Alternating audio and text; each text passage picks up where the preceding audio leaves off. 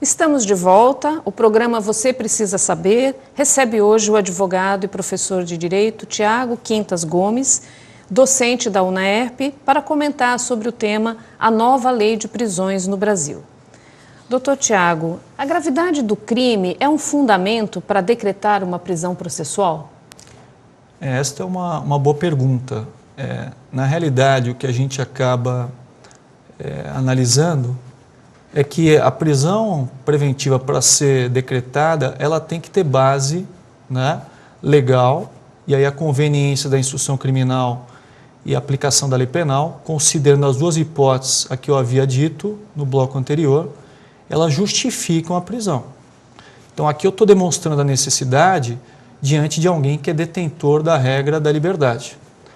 Agora, garantia da ordem pública é justamente um fundamento do artigo 312 e, diante desse requisito, há uma certa divergência na interpretação e alguns confundem esse pressuposto com a gravidade do crime.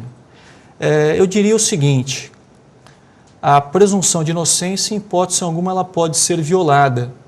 E se o indivíduo ele é presumivelmente inocente, não importa a gravidade do crime, o crime é que ele está respondendo, porque ele deve receber um tratamento de inocente. Seria irrelevante a gravidade do crime, então? Eu não diria que seria irrelevante, porque esse, inclusive, é um fator que a gente acaba levando em consideração para autorizar ou não a própria decretação da prisão preventiva, mas não como um fundamento de necessidade. Eu diria que seria uma hipótese de viabilidade. Então, por exemplo, com a nova lei da prisão, então, além dos requisitos de necessidade, nós temos de viabilidade que a pena privativa de liberdade, a pena do crime, ela tem que ser uma pena máxima superior a 4 anos. Porque, professora, se a pena prevista do crime for uma pena até 4 anos, por exemplo, não cabe a prisão preventiva. Exemplo, o crime de furto, artigo 155 do Código Penal. Pena reclusão de 1 a 4 anos e, portanto, pela pena máxima de 4 anos, como ela não é superior a 4, não admite a prisão preventiva para crime de furto. E aqui me parece que acertou o legislador, porque se nós analisarmos o próprio crime de furto e o provimento final a que se busca durante o processo, considerando até mesmo uma eventual sentença condenatória, essa pena ela é substituída por uma pena restritiva de direitos. De maneira que manter alguém preso durante o processo não é proporcional à medida a que se busca ao final do processo. Com certeza. E na nova lei, há alternativas previstas à pena de prisão? Sim, nós temos aqui as alternativas.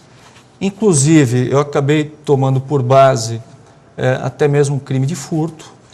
Nós temos outros crimes também de menor gravidade e não justificaria a prisão preventiva, mas nós poderíamos decretar outras medidas cautelares visando aqui assegurar o processo. Então, o juiz, em casos que não são tão graves, ele poderia, por exemplo, e aí considerando a conveniência da instrução criminal, a aplicação da lei penal, a necessidade de assegurar o processo, porque há ameaça de testemunha, porque não tem residência. Então, justificaria uma medida cautelar pessoal.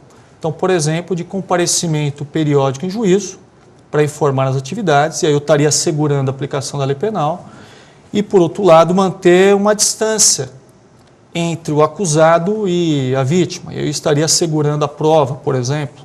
Essa lei, ela é, como o professor disse no início, relativamente nova, né?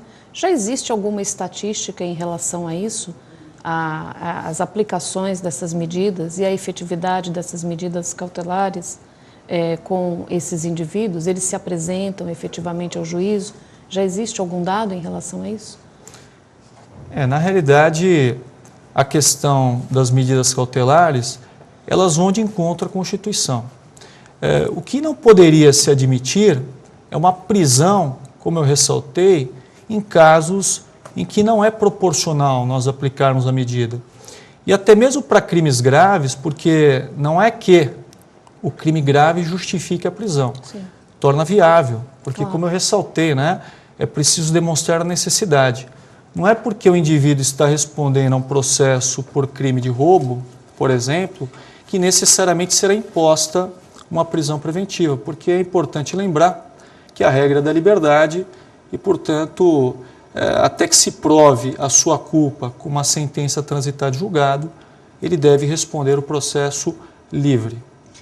Professor Tiago Quintas, foi um prazer tê-lo aqui nos nossos estúdios e agradeço muito pela sua presença. Eu que agradeço o convite e sempre que for aqui solicitado, você pode contar com a minha presença. Obrigado. Muito obrigado. O programa Você Precisa Saber termina agora. Para mais informações sobre o curso de Direito da UNAERP, acesse www.unaerp.br. Até mais.